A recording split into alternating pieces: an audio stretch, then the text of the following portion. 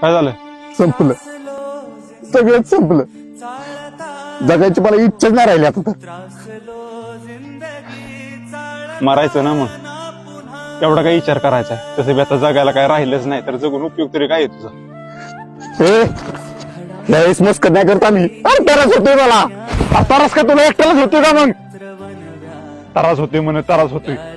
आज 6 महिने आयुष्यात आलेले त्या पोरीसाठी आज जीव द्यायला चालला. जेवढा त्रास होतोय तुला, 20-25 वर्ष जगावलाय तुला त्या आईबापाने. त्यांच्या त्रासाचं काय?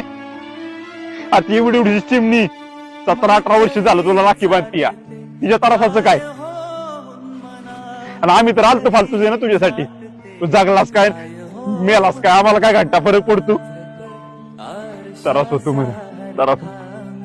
आणि तसं बी तुझ्या मारण्यानं तुझा प्रश्न सुटणार असेल ना, तर ही घे पैसे, तिकडे इड्रेल पे नाही तर फाशी घे.